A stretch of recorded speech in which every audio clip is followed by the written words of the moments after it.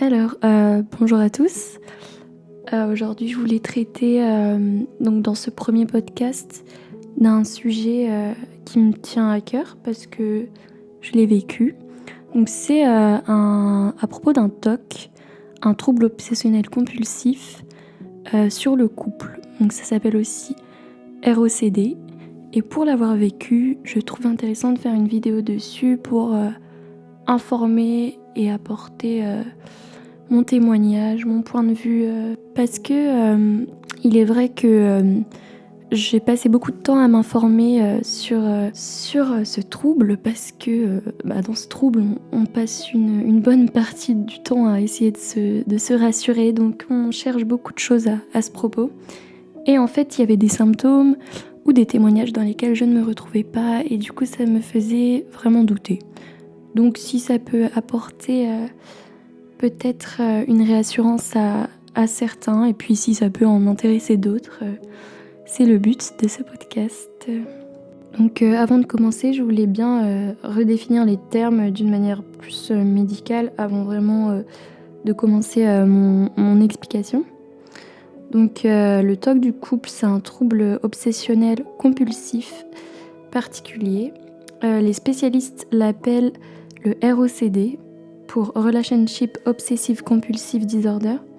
En français, c'est le trouble obsessionnel compulsif du couple. Donc la reconnaissance de ce TOC est très récente, entre 10 et 15 ans. Et en fait, ce TOC, il regroupe 3 types de troubles psychiques. Donc l'obsession sur la relation de couple, l'obsession sur le partenaire et la phobie d'impulsion. Voilà à peu près ce que c'est en termes de définition. Donc moi dans ce podcast, je tenais vraiment à expliquer le schéma que j'ai vécu à travers ce TOC, qui n'est toujours pas fini d'ailleurs. Et ça fait déjà 6 mois à peu près que ça dure. Maintenant j'en suis à un niveau où c'est un peu plus stable, donc je peux repérer des phases pour en aider certains. Mais c'est vrai qu'au début j'étais très perdue et je me posais beaucoup la question à propos du temps. Combien de temps ça allait durer, parce que je voyais plusieurs témoignages justement pour m'informer de combien de temps ça durait, et je voyais des témoignages de personnes qui disaient qu'elles étaient toujours pas guéries après 4 ans. Enfin, ça me faisait très peur quoi. Et je trouvais que c'était pas très bien résumé en termes de phases, enfin comment ça se déroule, je dirais pas de A à Z parce que c'est pas terminé pour moi, mais déjà les premiers moments un peu de ce TOC, comment on accueille la chose quoi. Donc pour moi ça s'est déroulé en 4 étapes à peu près. C'est ce que j'ai dissocié en faisant une synthèse un peu. J'ai eu un phénomène de désillusion soudaine, vraiment. Donc moi mon TOC il est vraiment apparu d'un coup. Je savais même pas que c'était un TOC en fait au début, je l'ai réalisé beaucoup plus tard. J'ai eu un choc en fait en voyant mon copain. Puis en deuxième étape, j'ai ressenti vraiment de l'incompréhension. Là, j'ai pas compris, je me suis dit bon, pourquoi ? Et je trouvais pas de réponse. Et en fait, le fait de ne pas trouver de réponse a amené donc la troisième phase, qui a apporté vraiment des symptômes physiques en plus, parce que je me torturais l'esprit à essayer de trouver, à essayer de chercher des réponses. J'avais énormément de questions qui se posaient dans ma tête, j'avais la tête qui chauffait toute la journée. Et donc cette troisième phase pour moi, ça a été vraiment mon corps physiquement qui était malade quoi. Donc c'est pour ça je pense qu'il faut pas prendre ce TOC à la légère. On a tendance à se dire ah, c'est quoi ce truc, c'est quoi ça, c'est un TOC sur le couple, c'est n'importe quoi. Non, c'est qu'il y a quelque chose derrière. Ça c'est un truc que j'ai compris aussi un peu plus tard, mais c'est normal en fait de comprendre les choses avec le temps. Donc moi les symptômes que j'ai pu ressentir après, à force en fait de me poser des questions, ça a été j'ai eu donc des douleurs au crâne, donc des céphalées vraiment toute la journée. J'ai eu la tête qui chauffait, elle était brûlante. J'avais une boule dans la gorge, une boule d'angoisse, mais je savais pas encore à l'époque que c'était de l'angoisse. J'ai eu Donc tous mes muscles du coup tendus, je pleurais sans arrêt, j'avais une tristesse profonde en moi, j'avais envie de vomir alors que je mangeais pas, j'arrivais pas à manger, en fait j'en avais même pas envie. Et en fait je n'y pensais même pas, je pensais qu'aux questions qui me tournaient dans la tête. Et avec ça du coup, à force une fatigue immense, parce que ça a bien dû durer 3 semaines, un mois, cette période où je souffrais beaucoup physiquement. Donc les conséquences dans ma vie ont été vraiment radicales. J'ai commencé avec la fatigue à perdre vraiment la notion du temps. En fait, j'étais vraiment dans le présent. Et j'arrivais pas à me rappeler des événements du passé, du futur. Je savais pas quel jour on était, je savais pas quelle heure on était. J'avais beaucoup de mal à me rappeler de choses en fait. J'avais des grosses pertes de mémoire. J'ai même pensé à un moment que j'avais de l'amnésie. Enfin, ça m'a fait très peur en fait. Et parce que j'étais vraiment spectatrice de ce qui se passait, je comprenais pas. J'ai eu une forme de dissociation aussi du corps. Quand je me retrouvais dehors, je comprenais pas. Je me sentais perdue au milieu de tous ces gens, quoi. Et avec toutes mes questions dans ma tête, j'avais l'impression de ne pas être présente. J'ai compris aussi après que ça s'appelait la dissociation. Mais en fait, au début, quand t'arrives dans ça, tu débarques dans ça sans avoir forcément de notion de santé mentale, c'est très compliqué. Et je compatis vraiment avec vous parce que moi, il m'a fallu beaucoup de recherches pour comprendre ce qui m'arrivait. J'avais vraiment zéro concentration parce que je pensais toujours à 1000 questions. Je savais même pas à quoi je pensais, mais je savais qu'il y avait des questions dans ma tête. Ça allait vraiment très vite, quoi. Et en fait, j'en oubliais vraiment de m'occuper de moi. Je me rappelle, j'oubliais de me laver, j'oubliais quel jour on était. Enfin, c'était vraiment assez incroyable. Et puis, j'avais aussi cette impossibilité d'aller au travail. Enfin, je pouvais en fait, mais j'avais clairement une sale gueule. Ça se voyait que j'étais pas bien. Je pleurais pour rien à mon travail. J'allais m'isoler pour pleurer, mais je savais vraiment pas pourquoi. Enfin, je savais que c'était par rapport à mon copain, hein, clairement. Mais je savais pas pourquoi. En fait, je comprenais pas. Ouais, j'avais aussi peur au bout d'un moment, en fait, de pleurer. Enfin, de sortir, parce que j'avais peur de pleurer, en fait, à tout moment. En fait, je devenais imprévisible. Et puis, du coup, c'était impossible de suivre également mes activités du quotidien. Et puis, en fait, j'avais vraiment des fortes angoisses, quoi. Donc, à cette période, j'étais vraiment à des kilomètres de la réalité et j'étais vraiment perdue. Parce que la sensation que j'avais, c'est qu'on m'avait vraiment posé sur les épaules le poids que représentent mais vraiment toutes les désillusions à propos de notre existence. Je sais pas si vous voyez ça, mais c'est peut-être mal imagé, mais vraiment comme si j'avais un poids énorme sur les épaules, quoi. Et donc, la 4e étape, c'est que suite à ça, j'ai dû me mettre en arrêt maladie parce que je n'arrivais plus à rien faire. Mon docteur m'a diagnostiqué une dépression. Donc ça va peut-être pas être le cas de tout le monde. Ce diagnostic a été posé par rapport à mes symptômes physiques et mentaux parce que ça faisait déjà un mois et demi que j'étais comme ça. Et même moi, en fait, ça me semblait vraiment très long. Je comprenais pas, quoi. Je me disais, mais d'habitude, quand je suis triste, ça passe et puis voilà, quoi. Mais non, là, ça passait pas et donc, on m'a prescrit des médicaments parce que j'arrivais pas à dormir non plus, même dans mes rêves, enfin plutôt cauchemars, je me reposais pas du tout. J'avais des questions, enfin c'était une sorte de sommeil très léger, ou comme si t'étais conscient, quoi, de ce qui se passait. Donc on m'a prescrit des anxiolytiques pour pouvoir dormir. Là, à partir de ce moment-là, ça a été chouette parce que j'ai pu un peu reprendre des forces en dormant, même si je dormais pas super bien, ça m'a quand même permis de un petit peu mieux dormir. Et puis on m'a prescrit également des antidépresseurs, donc moi au début je me disais mais mon Dieu, je suis folle, je suis dépressive, mais en fait il faut vraiment voir ça comme une aide. J'ai eu la chance de vite comprendre que c'était une aide et que c'était pas contre moi mais avec moi, et qu'en plus, ça c'est très important, il faut faire un travail sur soi, quoi. Et donc à ce moment-là, je me rappelle, je suis rentrée chez moi après et je me suis dit, bon, ça va être long. Je vais essayer vraiment ça va être long, donc si c'est long, autant faire bien les choses, prendre le temps.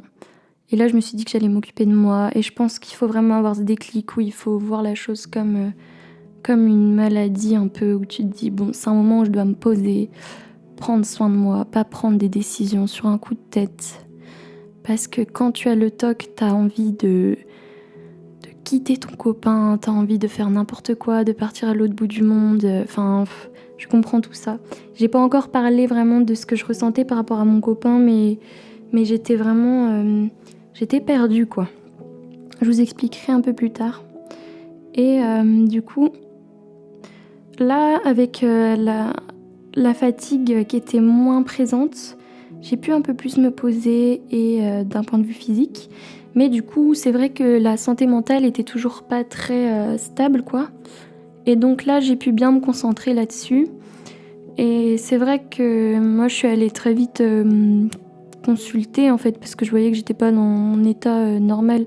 C'est pas du tout dans ma nature d'être anxieuse. Je savais même pas ce que c'était l'anxiété, en fait. Enfin, j'ai jamais été stressée. J'ai toujours été quelqu'un de calme, posé.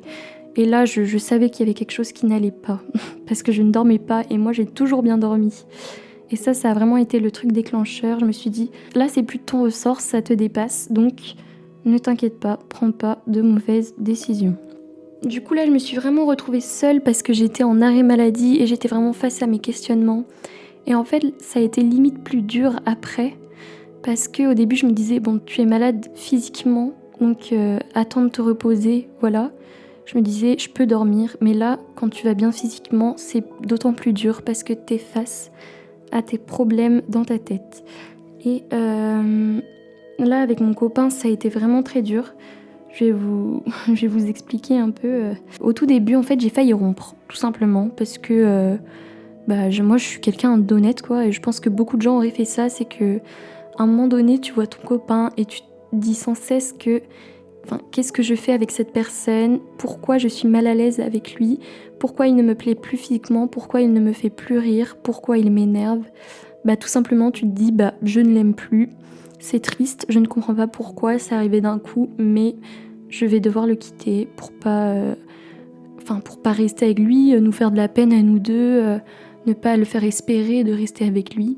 Donc on a eu une grande discussion et c'est vrai que moi j'ai eu de la chance d'avoir un copain qui est vraiment... j'ai de la chance parce qu'il est encore là, mais j'ai de la chance d'avoir un copain qui est vraiment ouvert d'esprit et qui a tout de suite vu, en fait, qui m'a tout de suite soutenue dans ce que j'avais et qui m'a dit, qui a vu que ça servait à rien, vu mon état, en fait, de prendre des décisions et que il me fallait juste du temps pour me reposer. On n'était pas obligé de se voir, mais juste ne pas prendre de décision, rester tranquille vraiment et c'est pour ça aussi je culpabilisais parce que je me disais mais il est trop bien, pourquoi j'ai envie de le quitter, il est super compréhensif.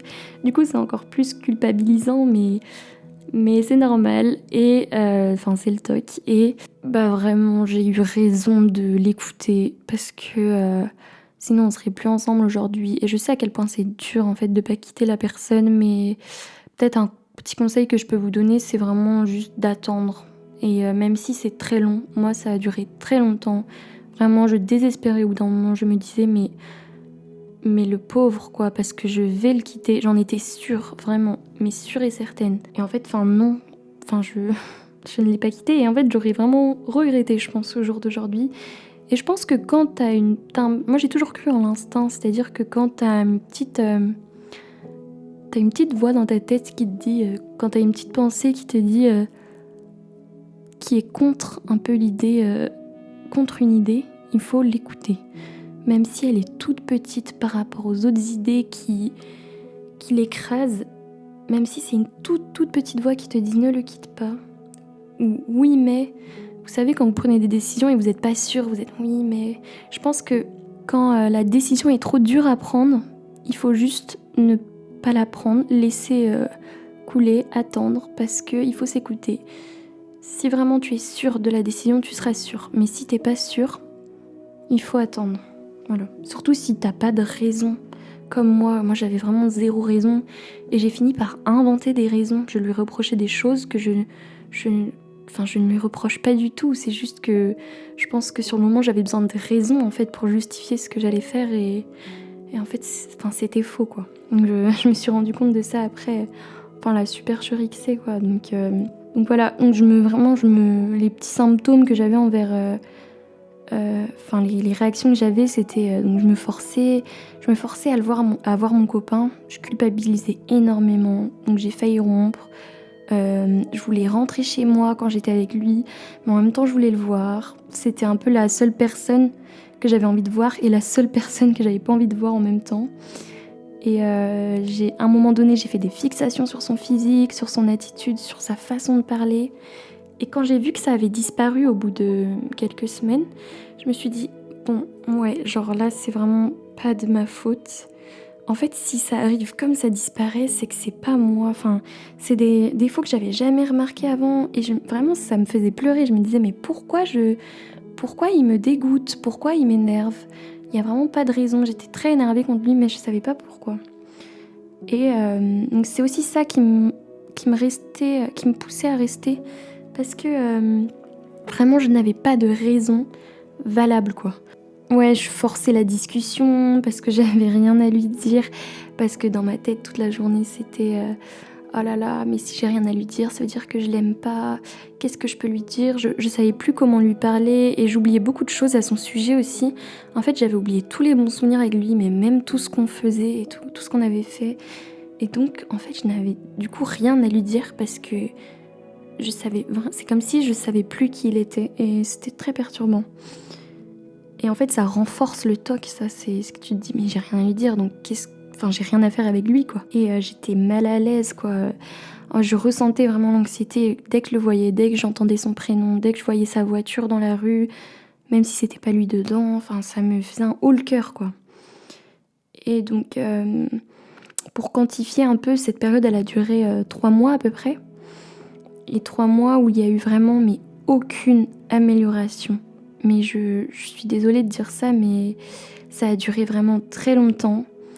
Et c'était horrible, mais il y avait toujours ce petit truc qui me faisait espérer. Et j'ai bien fait d'attendre. Et en fait, je voyais sur les autres témoignages que ça prenait pas autant de temps. Et du coup, ça me faisait très peur. Mais sauf qu'au bout de à peu près 3 mois, à un moment, je m'en rappelle, j'étais le soir avec mon copain, on est allé se coucher. Et en fait, on a regardé un film et je sais pas, d'un coup, en fait, j'étais très bien avec lui. Et je me suis dit, mais attends, mais là, je suis bien avec lui. Je l'aime. Enfin, je suis super bien avec lui, là. Alors pourquoi, dans la vie de tous les jours, je ne l'aime plus? Et en fait, ça m'a rendue heureuse, comme un peu malheureuse, mais quand même, ça m'a donné un petit espoir. Même si ça a vite disparu, ce petit moment où je l'aimais, et j'ai enfin eu ce petit espoir qui m'a permis de tenir plus longtemps parce que je me disais s'il y a ça, il peut y avoir plus. Vous voyez ce que je veux dire? Et puis de temps en temps ça revenait de plus en plus souvent et donc ça me rendait très heureuse. Mais c'est vrai qu'il y a eu aussi des moments où ça retombait très bas et puis où ça remontait très haut et puis Donc moi ça s'est déroulé comme ça les 3-4 premiers mois. 3-4-5 même. Et puis là, ça fait 1 mois, je dirais, que ça a évolué, ça s'est stabilisé. Même si le TOC est toujours présent, même si j'ai toujours des doutes, je n'éprouve pour le moment plus d'anxiété et plus d'angoisse envers mon copain quand je le vois, quand je l'entends, quand on s'appelle. Donc j'ai repris espoir et ça m'a permis de me dire que c'était bel et bien le TOC. Parce qu'en fait, j'en étais pas sûre jusqu'à ce que ça soit un petit peu stable, vous voyez. Même si je suis quand même triste parfois, même si mon copain m'énerve toujours des fois. Globalement, je sais que j'ai pas fait ça pour rien. Et de toute façon, vous ne faites pas ça pour rien. Rien ne sert à rien en soi. Il faut vraiment s'accrocher. Même si c'est dur, je sais à entendre. Je croyais pas au début et pourtant, ça a fini par arriver. Maintenant, je peux pas dire que c'est pareil qu'avant. Mais en même temps, moi j'ai l'impression qu'avant j'accordais beaucoup trop d'importance à mon copain dans mon couple. Et après ça c'est personnel. Mais en fait j'ai juste l'impression d'avoir changé et d'avoir grandi. Et que je n'ai plus la même vision de la place que prend mon copain au sein d'un couple. et que la place que prend en général un conjoint dans un couple.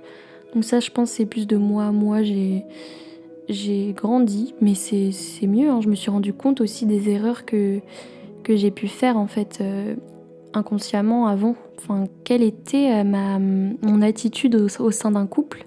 Je me suis rendu compte des choses toxiques que je m'infligeais à moi-même. Mon copain n'est pas toxique, mais je me suis infligée à moi-même des comportements toxiques en fait. Et ça pourra faire l'objet d'un autre podcast. Je trouve que c'est très intéressant en fait quand l'inconscient t'amène à faire des choses et qu'en fait tu te rends compte après du comportement que t'as eu. Même si c'est inconscient, t'y peux rien, mais tu te dis mais waouh. En fait, ma vérité, elle évolue tout le temps, quoi. Bref, moi, ça m'a permis aussi de me consacrer plus à ma vie professionnelle parce que, comme je le disais, je plaçais beaucoup trop mon copain au centre de ma vie. Une des raisons pour lesquelles il m'est arrivé tout ça, c'est pas que mon copain, c'est certes peut-être qu'il y avait des choses à changer au sein de notre couple, mais moi, j'aimais plus mon travail à l'époque. Je me sentais peut-être un peu perdue dans ma vie. Je pense que tout ça a fait aussi qu'il y a eu cette petite dépression. Mais donc, j'ai des passions qui sont beaucoup plus fortes maintenant qu'avant. Cette conviction que je n'avais pas avant, cette passion quoi, en général pour les choses que je n'avais pas avant. Je mettrai aussi en barre d'infos des vidéos ou des sites internet qui ont pu m'aider, notamment un forum qui était vraiment bien. Après, moi je reste persuadée, du coup là avec le temps qui s'est passé, que les conseils, en fait, tu te les crées toi-même. Tu te les crées toi-même avec tes expériences, avec le temps que tu prends pour te guérir. C'est toi en fait qui vois ton amélioration et donc qui voit comment tu as réussi et quels ont pu être les conseils pour que tu en arrives là. Donc je pense que personnellement, le fait d'avoir été déjà diagnostiquée, je pense que ça m'a aidée. Je me suis dit, bon, il y a quelque chose à faire. Ça m'a permis vraiment de légitimiser mon arrêt maladie, légitimiser mon repos quoi en général. Je pense qu'un des meilleurs conseils à apprivoiser aussi, c'est que précipiter ne sert à rien et c'est le temps qui guérit. Vraiment, c'est dur à entendre, mais faut prendre le temps. Il faut, comme je disais avant, c'est toi qui te crée en fait tes propres outils, tes propres conseils pour aller mieux, tes propres astuces. C'est qu'avec le temps en fait que tu comprends que tes problèmes ils viennent d'ailleurs. Ensuite, vu que ces problèmes-là viennent d'ailleurs, je pense qu'une étape importante c'est une thérapie. Entamer une thérapie, pas forcément avec un psychologue, que ce soit thérapie médicale ou thérapie plus personnelle. Moi je sais que je faisais beaucoup de dessins par exemple. J'écoutais des podcasts et je dessinais en même temps. Ça me permettait de faire une activité où je réfléchissais pas, juste j'exprimais quoi. Et ça faisait vraiment beaucoup de bien. J'ai aussi beaucoup écrit et ça c'est un outil qui est bien parce que aussi tu peux te relire des fois et tu vois ton amélioration. Ça fait plaisir aussi. Donc je disais thérapie médicale aussi. Ça peut être voir une psychologue. Je sais que le MDR est conseillé pour les TOC et les TCC, thérapie cognitivo-comportementale. Après, tu peux aussi aller voir un psychiatre, tu peux aller voir des psychanalystes. Moi, je vais voir personnellement une psychologue qui fait de l'EMDR. Ça fait pas longtemps que je l'ai, mais ça m'a pris du temps à trouver un bon thérapeute. Je suis allée voir une magnétiseuse. Enfin voilà, j'essaye de faire des petits soins par-ci par-là. Enfin, ça aide quoi. S'entourer des bonnes personnes aussi, c'est même si dans ce genre de situation t'as pas trop envie de voir les gens, et au bout d'un moment tu finis par quand même voir du monde. Et il y a des gens qui vont moins prendre au sérieux ce que t'as et d'autres plus. Et donc je te dirais d'aller plus vers ces gens-là dans cette période. Ça fait du bien en fait les gens qui t'écoutent et qui approuvent ce que tu dis, qui te comprennent. Donc moi par exemple mon copain en fait était très ouvert d'esprit. Ça a aussi peut-être facilité en fait la chose quoi. C'était vraiment mon confident quoi. En fait il faut accepter le fait d'avoir, je dirais pas une maladie parce que le mot est un peu péjoratif, mais il faut accepter qu'il faut soigner quelque chose chez toi. Il faut accepter que tu as des problèmes à régler. Il faut aussi déléguer le TOC, il faut se déléguer un peu de ses problèmes. Même si ça vient de toi en soi, les problèmes ne viennent pas forcément de toi, mais là la conséquence elle vient de toi. Et il faut pas se culpabiliser, vraiment pas se culpabiliser. En dernier temps, je dirais que le conseil que vous pouvez vous dire pour vous remonter le moral, c'est que au moins ce petit temps où tu te reposes, ça te permet de pouvoir faire un travail sur soi, de grandir. Voilà, faut voir ces soucis comme une opportunité de s'occuper de soi, d'essayer de changer sa façon d'être en couple, sa façon d'aimer.